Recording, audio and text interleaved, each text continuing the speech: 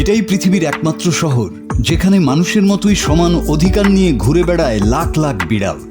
তাই তো পর্যটকরা ভালোবেসে প্রাচীন শহর ইস্তাম্বুলের নাম দিয়েছেন ক্যাটস্তাম্বুল।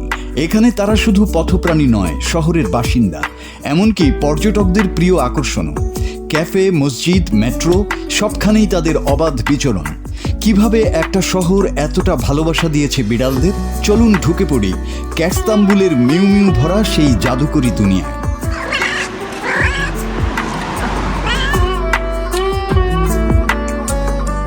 ইস্তাম্বুলের সঙ্গে বিড়ালের সম্পর্ক বহু শতাব্দী।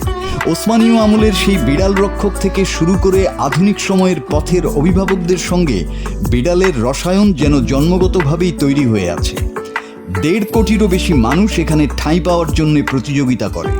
বসফরাসের উপর দাঁড়িয়ে থাকা এই শহর ইউরোপ ও এশিয়ার ঐতিহাসিক সংযোগস্থল।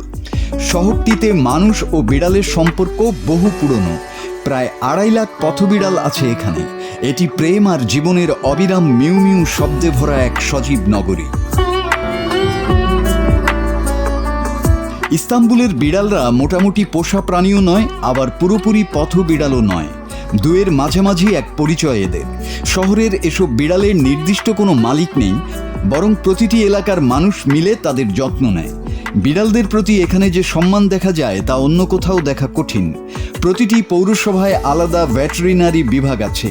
তারা পথের প্রাণীদের চিকিৎসা করে, বিড়ালের জন্য বিনামূল্যে সেবা দেয়। বেসরকারি ক্লিনিকগুলো পথবিড়ালের জন্য কম খরচ নেয়, আর বাসিন্দারা মিলে সেই বিল শোধও করে। ওসমানীয় আমলে পথবিড়াল ছিল শহরের আদরণীয় বাসিন্দা। স্থানীয় ওয়াকফ প্রতিষ্ঠানগুলো এসব প্রাণীর দেখভাল করত। সেই সময় মানজাজি নামে পূর্ণকালীন এক পেশা তৈরি হয়, যাদের কাজ ছিল শহরের বিড়ালদের খাওয়ানো। মানুষ চাইলে মানজাজিদের কাছ থেকে খাবার কিনেও বিড়ালদের দিত। আজও ইস্তাম্বুলের মানুষ ঘর বাহির, মাটির উপর নিচ সব জায়গায় আন্তরিকভাবে বিড়ালদের সঙ্গ উপভোগ করে। এই কারণেই পৃথিবী জুড়ে ইস্তাম্বুলের আরেক নাম ক্যাটস্তাম্বুল। বহু পর্যটকও শুধুই বিড়ালের টানে এখানে ছুটে আসে।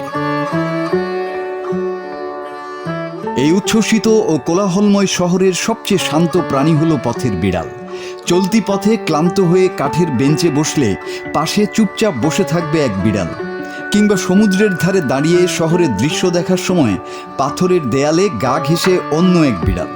সব মিলিয়ে তারা শহরের বিশৃঙ্খলার ভেতরে শান্তির নিঃশ্বাস দেয়। যখন একটি ইস্তাম্বুলি বিড়াল আপনার হাঁটুর উপর ঘুমিয়ে পড়বে আর চারিদিক থেকে ভেসে আসবে কাবাব, জাফরান, ভাজা ভুট্টা আর টাটকা ম্যাকরোলের গন্ধ, তখনই শহরটি একটু নরম হয়ে আসে, ব্যস্ততা একটুখানি মোলায়েম হয়। পৃথিবীর অনেক শহরে পথের প্রাণীদের জীবন খুব কঠিন, কিন্তু ইস্তাম্বুলে তারা যেন ঘরের সদস্য। বাজারের সামনে, মেট্রো স্টেশনের বাইরে রাখা পানির বাটি আর শুকনো খাবার, আর ক্যাফেতে মানুষজনের ভাগ করে দেয়া খাবার, বিড়ালরা সবখানেই অদ্ভুত স্বাচ্ছন্দ্যে।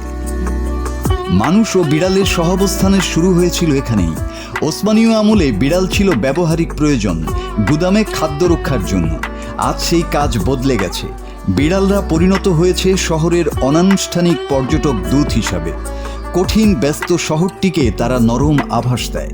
ভ্রমণকারীর পায়ের কাছে এসে দাঁড়ানো বা হঠাৎ ছবিতে ঢুকে পড়া সেই মুখ, লোমশ পা আর মৃদু গড়গড় ধ্বনি সবই আপনাকে দীর্ঘদিন ধরে ইস্তাম্বুলের কথা মনে করিয়ে দেবে ঘরে হোক বা দূরদেশে একসঙ্গে থাকা, খাবার ভাগ করা আর জীবন ভাগ করে নেওয়া আসলে কত সহজ হতে পারে। মাসুদ হাসান, বাংলা টিভি।